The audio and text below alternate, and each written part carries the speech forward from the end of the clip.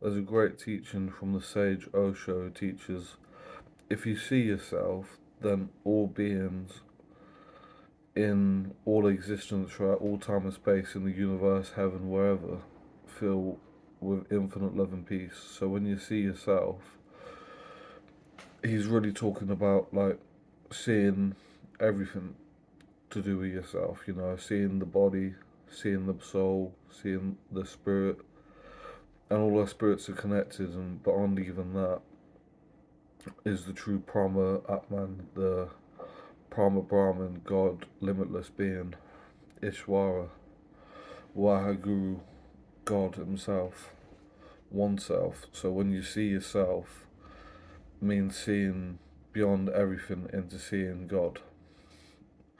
And when you see God, all beings are illuminated and blessed with infinite peace. But the thing is, when you think you see yourself, you think you're just a body in that, but you're not just a body in, but on the soul even, which is our individual like gateway into experience itself.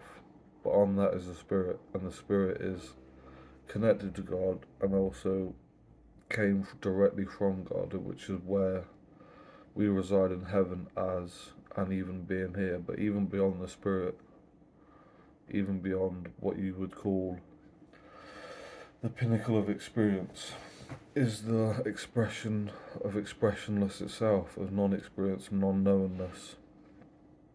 So that's why the teachings of Krishna, Buddha, and Jesus are so important, because before conception, they would have been in that Brahma, Atman, Brahma Brahman, God state, and then they came into a body, into their body, to then awaken to their true self, the self realized self.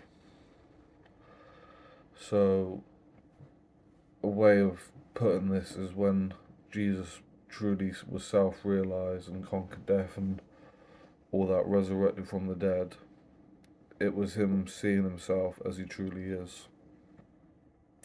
And that's why he ascended, because when I say all beings, when you see yourself, you see everyone, you see everything, because beyond everything is the universal um, consciousness, the God consciousness. But it's even beyond that. It's just the state of eternal, eternal everything.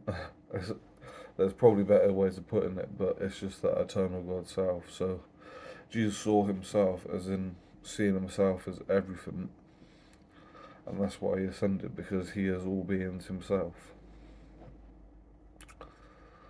So, yeah, it's not an easy thing to understand, but when you see yourself, everyone is filled with infinite bliss and light, because you are everything. Beyond this being connected in this realm, in this reality, everything one and connected.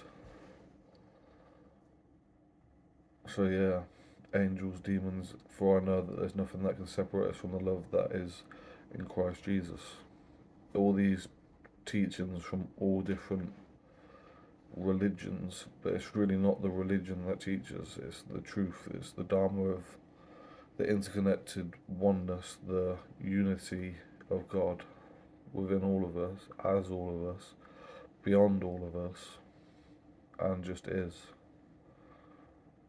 So yeah, it's a pretty deep teaching. So shout out to Osho for that. So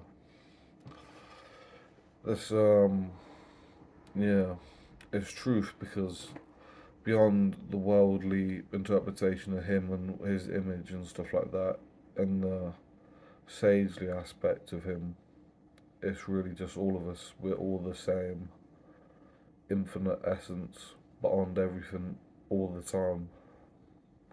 So if you can realize that what's being in the body, that's what is called enlightenment. That's what it's called being a sage or a guru or Christed or um, Krishna consciousness and stuff like that. So don't be tied to the religions, because a religion is the object of trying not to make you see yourself. It's purpose. It's like almost purposely trying to put it on one individual or a few individual beings that seem to be outside of ourselves, but really we're all connected and we all came from that same place. So in entirety, we all are that essentially. That's why Nisargadatta Maharaj said, "I am that," because that is everything. That I am presence, that I am being. When we talk about I am, that's really just the experience itself, that you're aware that you're having an experience, but before that and after that is where the truth lies, because the I am is just temporary. Even God in a manifest form or energy or thought or idea is only temporary because it will pass on, but God is before and after, the beginning and the end. But I am through, it's the I am that brings him into life, which is all of our experiences. So that's why I say, like, don't believe in like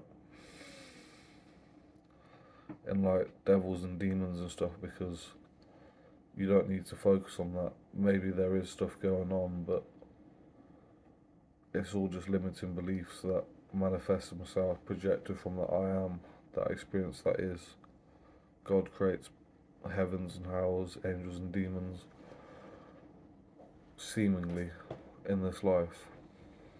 But beyond everything is the truth of who you are. So when you see yourself, it really means just seeing God. And when you see God, all beings are illuminated.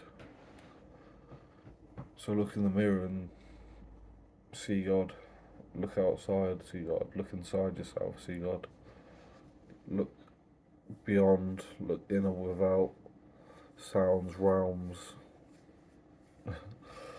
You know, I make music and I rap and stuff, so I like to get all poetic and stuff, but it's what it is, truly. So